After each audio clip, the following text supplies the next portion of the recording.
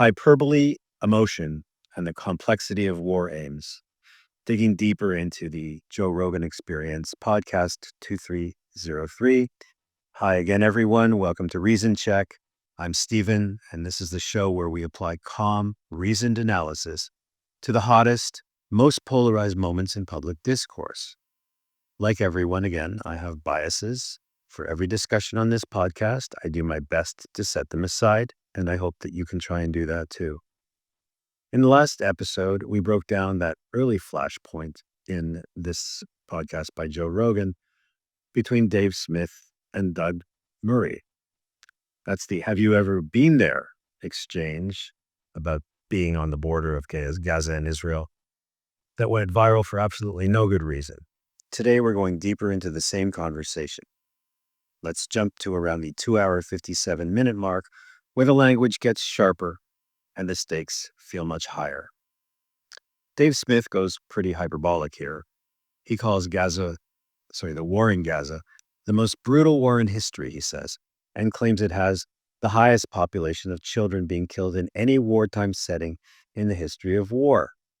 He describes the Palestinians in Gaza as a captive people and says the Gaza Strip that is, shares many characteristics with a concentration camp. Sealed off, no airport, no functioning seaport, electricity controlled from outside, and residents unable to leave without permission from Israel. Douglas Murray pushes back immediately, and on the language front, he's got a strong point. He highlights something crucial. Gaza's population has roughly doubled since the blockade began in 2007. That's not something you typically see in an actual concentration camp, which were instruments of extermination, not population growth. Here, the population grew significantly. Murray also brings in comparative numbers. Even if we take the Gaza Health Ministry figures run by Hamas at face value, the average annual death toll in Syria's civil war was higher.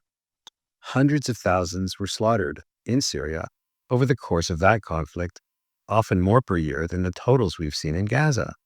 So, Dave walks back the literal concentration camp label a bit, clarifying that he's pointing to siege-like conditions. Joe Rogan jumps in to bolster the restrictions argument. It gets tense, but once again, both sides are landing valid points that don't have to be in total opposition, as we discussed in the last podcast on this podcast. Here's why the choice of words matters so much. Why? Because terms like most brutal in history or invoking concentration camp characteristics aren't neutral descriptors. They're designed to hit the emotional solar plexus. And Dave is absolutely right, and really good at this, right, that the images of suffering children, especially, tear at all of us. Nobody with a heartbeat can look at that and not feel awful about it. But, and this is important, we can't let policy judgments or hysterical assessments be driven purely by emotion. If we did, we'd be completely lost.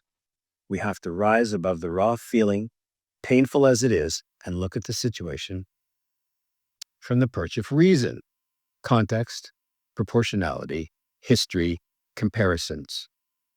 On the child casualty point, Gaza's proportion has indeed been tragically high, around 40% in the early phases, according to UN estimates. And the intensity over a short period rivals or exceeds many recent conflicts, but the highest in the history of war, that's hardest to sustain when you look at Syria, Yemen, or other brutal chapters of history and the wars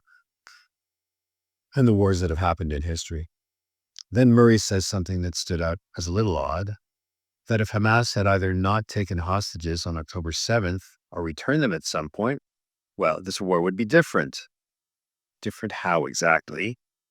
Taking hostages and killing as many civilians as possible was the entire point of the attack. If they hadn't done that, there likely wouldn't be a war at all. Not a milder version, just none. But Murray follows it with a deeper insight that I think is underrated. Israel's two stated war aims, rescue the hostages and eliminate Hamas as a governing and military power in Gaza, are extraordinarily difficult and arguably in tension with each other or maybe against each other. Negotiating for hostages requires keeping Hamas leadership intact enough to make deals.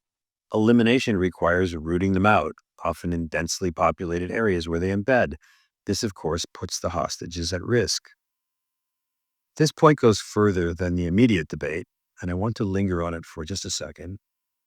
We can extrapolate something valuable here, not just about this conflict, but about any complex, high stakes government decision, especially in war. These situations are insanely complicated.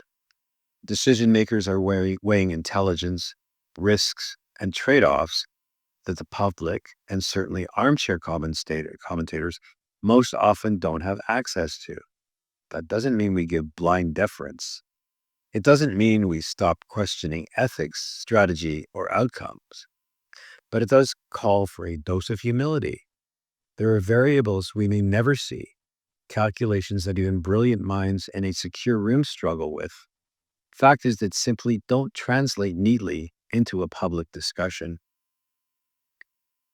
Read the transcripts of the Kennedy discussions in the White House during the Cuban Missile Crisis. That will give you a lot of insight into what I'm saying about this.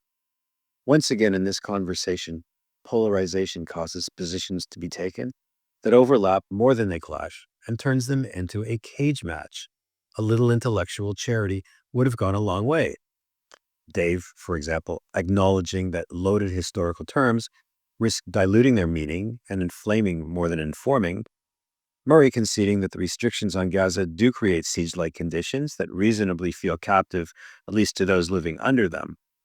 They could have met in the middle faster. Reason over raw emotion. Nuance over absolutes. That's the check we all need, myself included. Thanks for listening to Reason Check. If this episode resonated with you, share it with someone who loves a good debate but hates unnecessary heat. Drop your thoughts in the comments. What moment from this JRE episode stood out to you? I read them all.